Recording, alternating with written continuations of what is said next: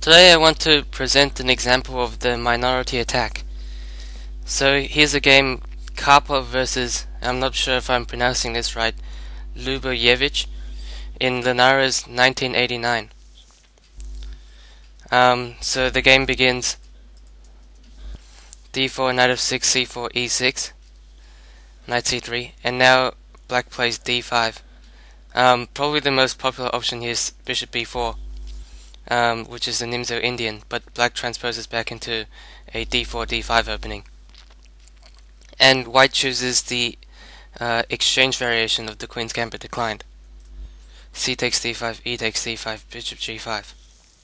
And we'll see the point of this pawn trade in a moment. And the game continues c6, e3, knight bd7, bishop d3, bishop e7, queen c2, castles, knight f3, rook e8, castles, knight f8, rook ab1, knight e4, bishop takes e7, queen takes e7. And this is the typical pawn structure in which a minority attack occurs. A minority attack is a sort of positional theme that often occurs in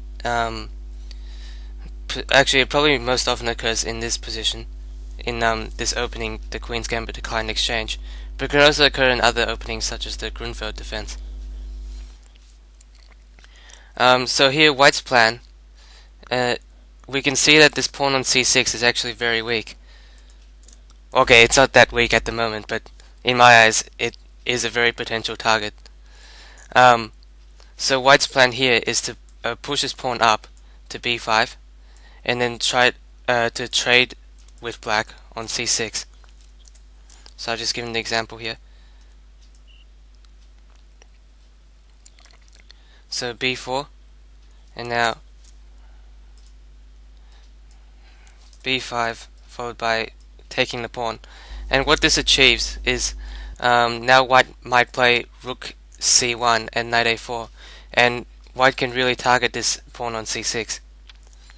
And a secondary benefit of trading these pawns is that white now has this great outpost for the knight on c5. For example, say the bishop and knight are traded. Now white will have a great square for his knight on c5, where yeah, it's just dominating the position and prevents black from developing properly. So here Karpov gives an example of how to play this minority attack. So he starts off with b4, and here black plays a6 to stop white from immediately moving a pawn up. White plays a4, bishop f5. And now probably Karpov judged that b5 probably wasn't strong enough in this position. There's probably not enough a weakness for black here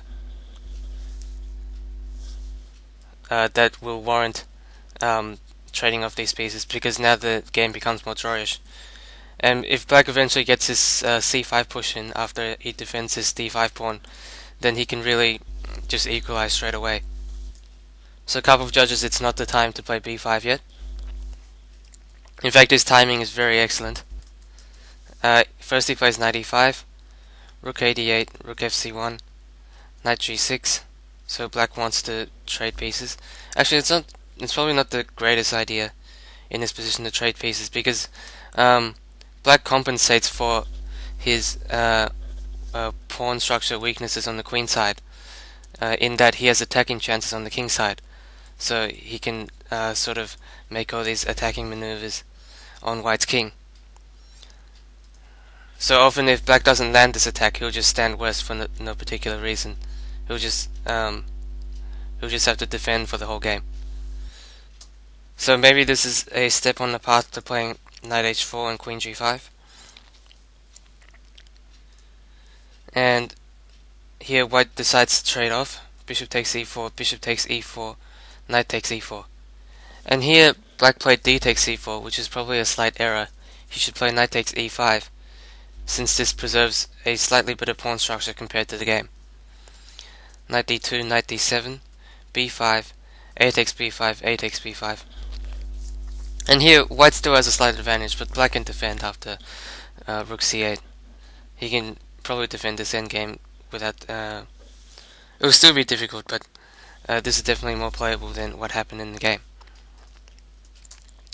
So instead, he recaptures 18, d takes e4, and now white plays knight takes g6, h takes g6, b5. So white timed this move very well.